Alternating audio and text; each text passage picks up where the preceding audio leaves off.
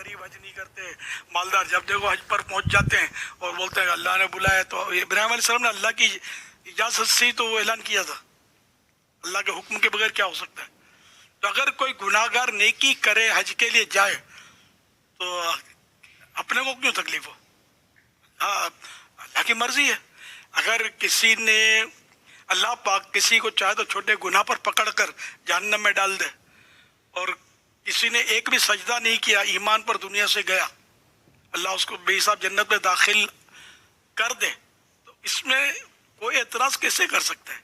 ये मतलब यानी कि बिल्कुल वो शैतानी वसवसे होते हैं, और इसकी तरफ ना जाया जाए। तो जिसको अल्लाह पाक बुलाता है, अल्लाह पाक असबाब मुहैया करता है, वो अगर एक बार 2 बार, साल में 10 बार, ये तो जाने वाली की बात करते हैं। जो मक्के मदीने में रहते हैं उनका क्या करोगे? मक्के मदीने में ऐसे लोग मिलेंगे जो नमाज नहीं पढ़ते होंगे, शेव्ड होते हैं अक्सर, दाढ़ी मुंडाना भी तो गुनाह का काम है ना, वो झूठ भी बोल रहे होते हैं, बाज़ वक्त गालियां भी निकाल रहे होते हैं। तो जो मक्के मदीने में रहते हैं उनका आप कुछ नहीं बोलते ना। जो कभी इतना सफ़र करके लाखों रुपये खर्चा करके हज पे जाता है, वो नज़र आ गया कि यार ये क्या को जाता है, मैं रह गया, तो ऐसा ना सोचें। मस्जिद भी तो मतलब इबादत की जगह है, मक्का मदीना भी जाते हैं इबादत के लिए, तो मस्जिद में भी गुनाहगार आते हैं कि नहीं आते? 5 टाइम नहीं आते, जुम्मे को आते हैं, जुम्मे को भी नहीं आते, तो ईद को तो आते हैं। क्या उन पर अपने दाखिला बंद कर देंगे कि ये काय को आता है? हर साल दोनों ईदों में पहुंच जाता है, इसका काम नहीं है। तो इसलिए हम मतलब यानी कि अगर हमारे हाथ में रोजी की तकसीम होती ना तो कितनों को भूखा मार देते हैं। तो अल्लाह ताला सबको दे ही रहा है ना, सबको खिला रहा है। जो इसको गालियां देते हैं उसको भी रोजी उसकी भी बंद नहीं करता, उसको भी खिलाता है। तो बेनियाज है, बेपरवाह बादशाह है। तो इसलिए जिसके मुकद्दर में उमरा शरीफ है उसने उमरा करना ही करना है। क़द्दर अल्लाह व मा शाअ फ़अल, ये मुस्लिम शरीफ की हदीस है। एक हदीस के ज़िम्ने में मतलब पूरा वाक़या इसमें और भी गुफ्तगू है कि अल्लाह ने जैसा चाहा वैसा किया। तो अल्लाह पाक पर किसी की नहीं चलती, हमारी थोड़ी उसमें चलती है कि हम जो चाहें वो हो और वही करे, ये हमारा कोई माज़अल्लाह पाबंद तो नहीं है ना। तो इसलिए ये बिल्कुल आंखें बंद कर लें इस पर कि रब जो चाहे वो करे। जो 100 बार मदीने जाता है समझिए वो अल्लाह उसको और बरकत दे, कबूल करे, ये जाता रहेगा। अगर उसमें बिगाड़ है तो ये बिगाड़ भी इंशाअल्लाह ख़त्म हो जाएगा। तो अपने क्यों मतलब इसमें अपनी जान जलाएं और सोशल मीडिया पर अपना वक्त बर्बाद करें, और अल्लाह और रसूल की फरमाबरदारी में जो इबादत करने जाता है उसके ऊपर हम कुड़कुड़ करें।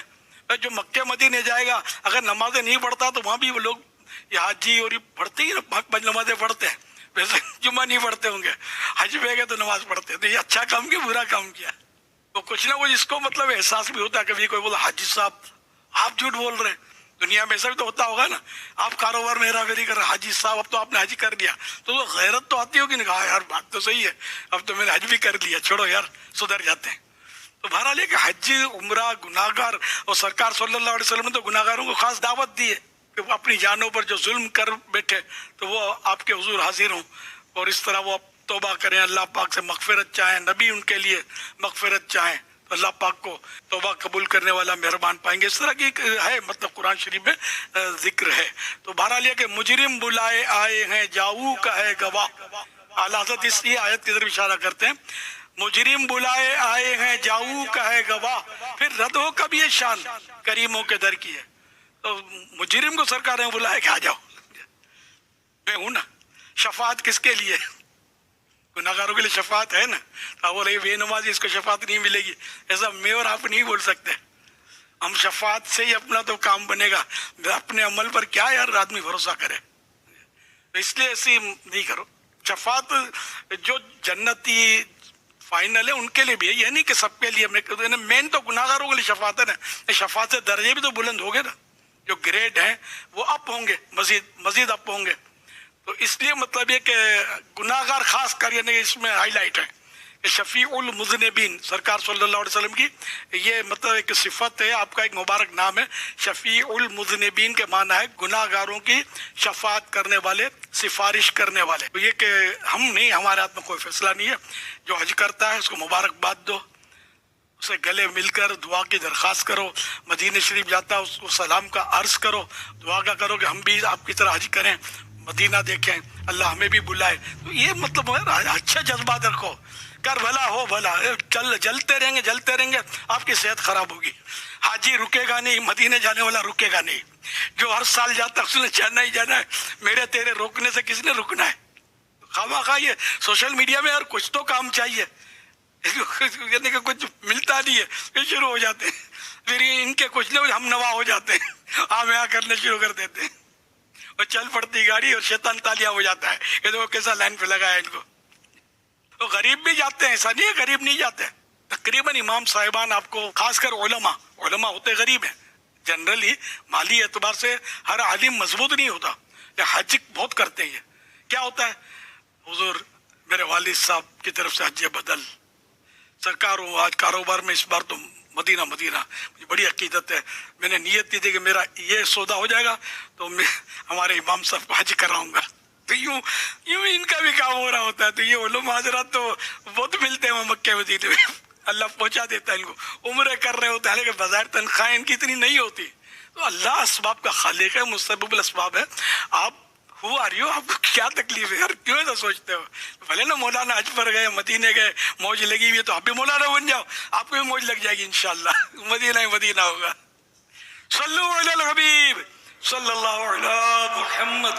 غلام آپ کے جتنے بھی ہوں غریب، مگر غلام آپ کے جتنے غریب ہو پھر بھی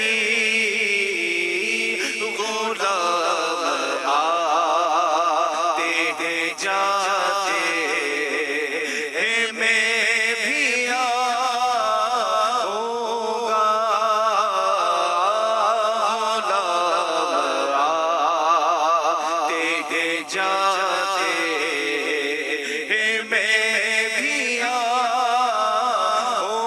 گا. کرم حضور ہو ایسا کہ سارا گھر آئے.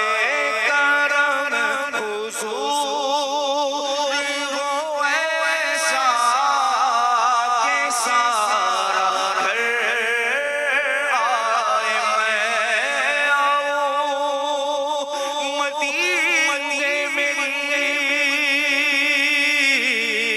اوقات نہیں ہے، گر آپ بلا لیں تو بڑی بات نہیں ہے. نہ ہو مایوس دیوانوں، پکارے جاؤ تم ان کو بلا ہی لیں گے تم کو ایک دن سرور مدینے میں.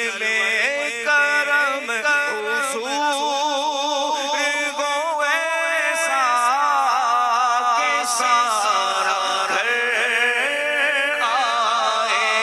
کرم حضور ہو ایسا کہ سارا گھر آئے. میرا سوال نبھا دے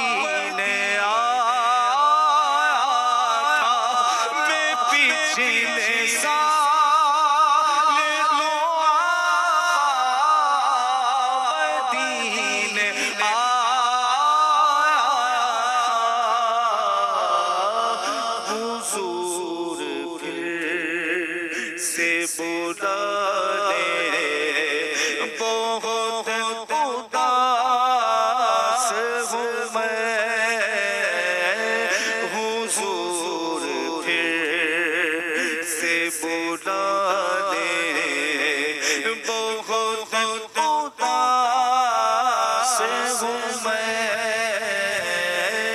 مدینے مجھ کو بلا لے بہت خدا سے ہوں میں غم جہاں سے بچا